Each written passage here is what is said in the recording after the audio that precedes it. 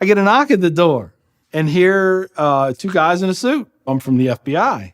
The first thing I have to say is, what took you guys so long? I told them the truth. I was going to make my own IED, and I was going to set across the Islamic Center over in a bank's parking lot, and I was going to dial it in and just watch the show. Growing up, I saw a movie, and it was Rambo. Rambo was tough, respected. He had intestinal fortitude. I said, that's what I want to do. I went off and joined the Marine Corps. I wanted the action. The first time I got shot at, I remember looking at my watch and I says, man, this time last year I was in English class. I fought several times in the Middle East, Desert Shield, Desert Storm, South America, Philippines, Somalia. I think the worst things that I have seen is dead children. I had to suck it up. I had to be there for my guys. Each one of those teardrops stands for a confirmed kill. I stopped adding after 26. Where I was taught, Marine Corps, just own it and then let it go. But there comes a time when there's too much of that and you can't turn it off anymore. I want you to give me a window into your state of mind at that time.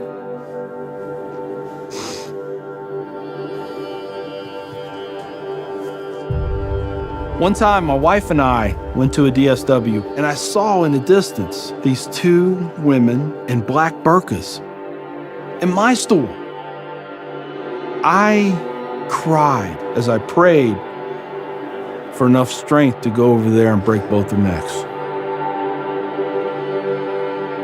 I was just angry. I was just full of hate, and it just fed off itself.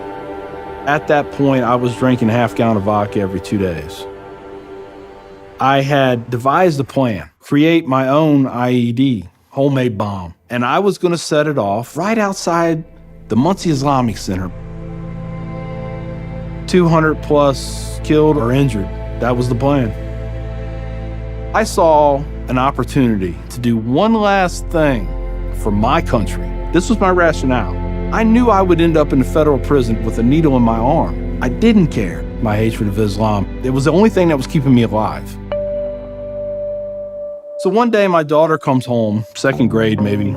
She was telling me about this little boy who sat across from her. His mom came to get him. She said she had scarves on her and she had a dress all the way down to her feet and you couldn't see her on nothing but her eyeballs. At that point I snapped, started spewing things out of my mouth that should never be said in front of children or anything. She didn't say anything. It was the look on her face. I remember my daughter looking at me like I was absolutely the craziest person on the face of the earth. She was my little buddy. She used to say we were road dogs. I know I saw it in her eyes. I made her question that love. And that's when a light bulb came on. I decided to give the people of this community one more chance. So I went to the Islamic Center, see a gentleman in the shoe room taking off his shoes. He looks at me and he smiles. He said, "Can I help you?" And I said, "Yeah, I want you to teach me about Islam." So he went and he gave me a Quran. "Read this. Come back when you have questions." So I did. And I would see things in the book. I'd be like, there it is. I got them right there. Explain that to me. And they would. This was a kind of awakening. Long story short, 8 weeks after that first day I stepped into the Islamic Center, I became a Muslim.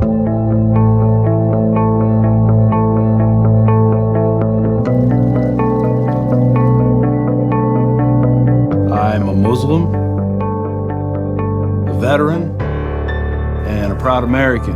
I had learned that I was completely wrong about everything that I felt. You know, Judaism had a message, Christianity had a message, Islam had a message. Funny thing is, though, it was the same message. It was about peace, and it was about love. Please join me in welcoming Mr. McKinney. My big thing is now to stop the hate. Nothing good has ever come out of hatred. I've done too many things. I've hurt a lot of people. I have to live with that. But if I can stop somebody else on the path of non-forgiveness, I won.